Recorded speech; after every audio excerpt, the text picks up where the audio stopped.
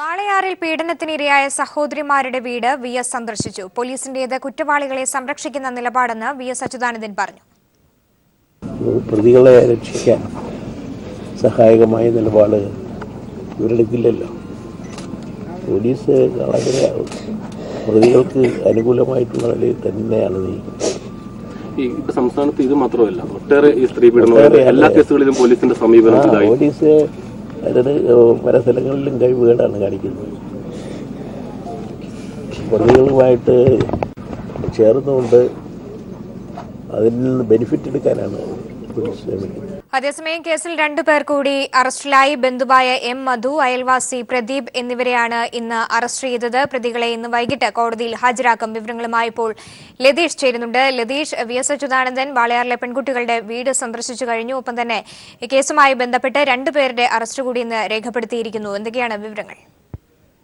വാളയാർ അട്ടപ്പള്ളത്ത് മരിച്ച പെൺകുട്ടികളുടെ വീട് സന്ദർശിച്ച വി.എസ്. അച്യുതാനന്ദൻ കുടുംബാംഗങ്ങളുമായി സംസാരിച്ചു. കേസന്വേഷണവും അതേപോലെ തന്നെ അന്വേഷണ പുരോഗതിയെ സംബന്ധിച്ചെല്ലാം വി.എസ്. അവരിൽ നിന്നും ചോദിച്ച് മനസ്സിലാക്കി.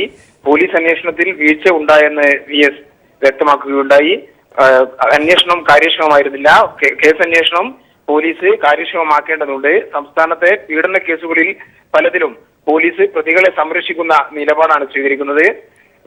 പല കേസുകളിലും പ്രതികളോടൊപ്പം ചേർന്ന് ലാഭം നേടാനുള്ള ശ്രമമാണ് പോലീസിന്റെ ഭാഗത്തു നിന്ന് ഉണ്ടാകുന്നതെന്നും വി.എസ്. പറഞ്ഞു. പെൺകുട്ടികളുടെ കുടുംബത്തിന് അർഹമായ നഷ്ടപരിഹാരം നൽകണമെന്നും വി.എസ്. ആവശ്യപ്പെട്ടു. ഇതുമായി ഈ ആവശ്യം ഉന്നയിച്ച് വി.എസ്. ഇതിനകം തന്നെ സംസ്ഥാന സർക്കാരിന് തന്നെ കത്ത് നൽകുകയും ചെയ്തിട്ടുണ്ട്. തങ്ങൾക്ക് നീതി ലഭിക്കണമെന്നും നീതി ലഭിക്കുന്നതിന് വേണ്ടിയുള്ള ഒരു ഉറപ്പ് വി.എസിന്റെ ഭാഗത്തുനിന്ന് ഉണ്ടാകണമെന്നുമാണ് മാതാപിതാക്കൾ വി.എസിന് മുമ്പാകെ വെച്ചത്. എന്തായാലും ഈ കേസുമായി ബന്ധപ്പെട്ട് ഇരകൾക്ക് നീതി ലഭിക്കുന്ന സമീപനം തന്റെ ഭാഗത്തു നിന്നുണ്ടാകുമെന്ന് വി.എസ്. ഉറപ്പു നൽകുകയും ചെയ്തു. ഇതോടൊപ്പം എടുത്തു പറയേണ്ട മറ്റൊരു പ്രത്യേകത, ഇന്നു 2 പേരെ കൂടി ഈ കേസുമായി ബന്ധപ്പെട്ട് അറസ്റ്റ് ചെയ്തിട്ടുണ്ട്. ഒന്ന് എം മധു, ഈ കുട്ടികളുടെ അടുത്ത ബന്ധു തന്നെയാണ് ഇന്ന് അറസ്റ്റിലായ എം മധുവും. അതേപോലെ തന്നെ അയൽവാസിയായ പ്രദീപിന്റെ അറസ്റ്റുമാണ് പോലീസ് ഇന്ന് രേഖപ്പെടുത്തിയിരിക്കുന്നത്.